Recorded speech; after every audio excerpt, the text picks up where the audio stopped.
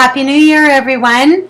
I am Cheryl Moore, a counselor and holistic health practitioner in Midland, Ontario, and I'm really excited to be here to share with you today as part of the Spark the Change Challenge to bring the beauty of doTERRA essential oils into your home and into your life. We have been asked to choose an oil, a favorite oil, and to spend a few minutes sharing with you about why that particular oil has made a world of difference in our life. There's many oils, and this is a really tough decision for all of us. I know that to be true from the depths of my heart because I've had so much great improved health and well-being as a result of my essential oil adventure. But today, off the beaten path, not one of the top 10 most commonly used oils, I'm going to choose to speak to you about cedarwood. So, cedarwood. What is so great about cedarwood, and why did I choose that? For me, as a holistic health practitioner, it's really important in the many ways that I help my clients in my life and in my own life, that I provide them with tools and options that will assist them at every level of being. That means physical, mental, emotional, and spiritual. And I want to start with the spiritual because that is so much about how I live my life. I live my life from a soulful place, and we are all here to learn and to grow and to develop our core self on a spiritual level, and the tools that we have that can help us with that are beautiful, powerful, and awesome. So I'm going to tell you a little story about Pavlov's dog, which is way back, many decades ago, study in my psychology training that I learned about when I first went to social work school. And it was really about understanding how we can train our brain through repetition to provide a repeated response. And a psychologist did that with a dog by rewarding them for certain behavior, and then ultimately was able to create the response over time without necessarily having the reward. And that's because from a sensory level, we respond to ritual and to repeat.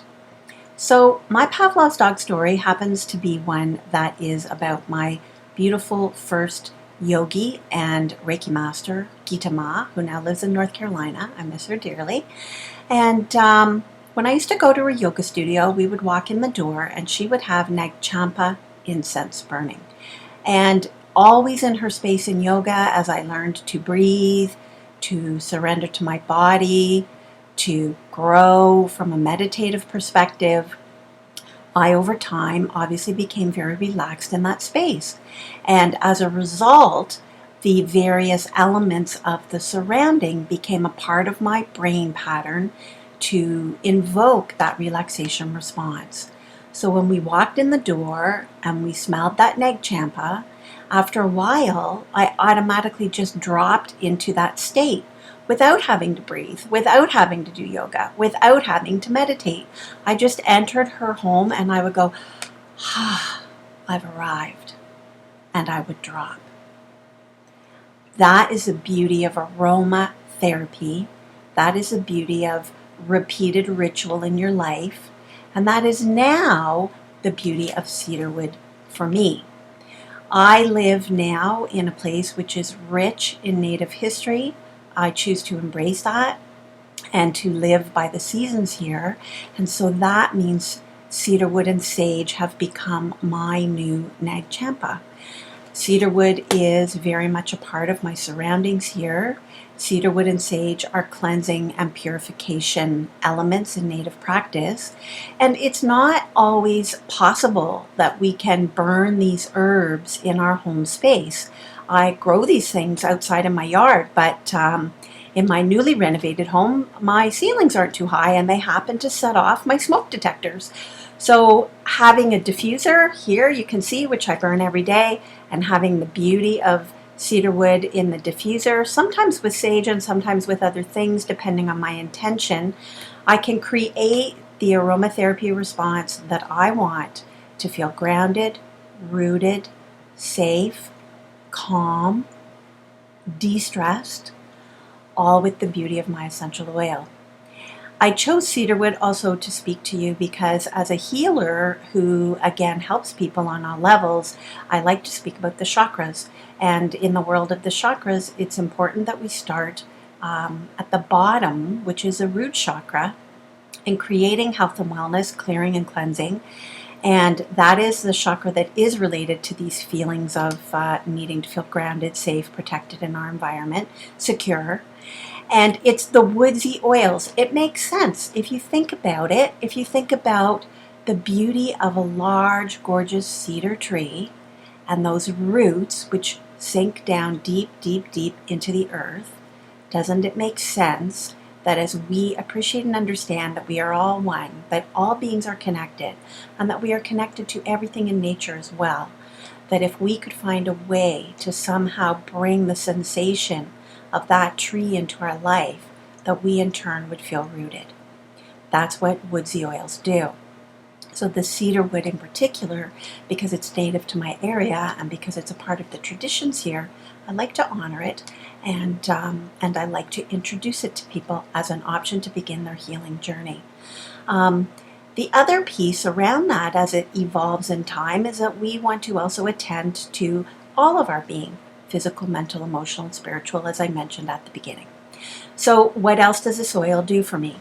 I can tell you in terms of mental and emotional grounding, clearing, calming, well-being, that the cedarwood added to the diffuser is particularly effective for me in the night for my sleep. I added to lavender, which is a go-to. Most people know, even people who don't know a lot about essential oils, know that lavender is a calming, soothing agent and that it's great for sleep. For me, I find it a little bit too flowery. So if I add the cedarwood in, if I add the woodsy, earthy scent, then I can create an ambiance in my room, again, the aromatherapy perspective in terms of smell, that's going to quickly bring me into that calm place.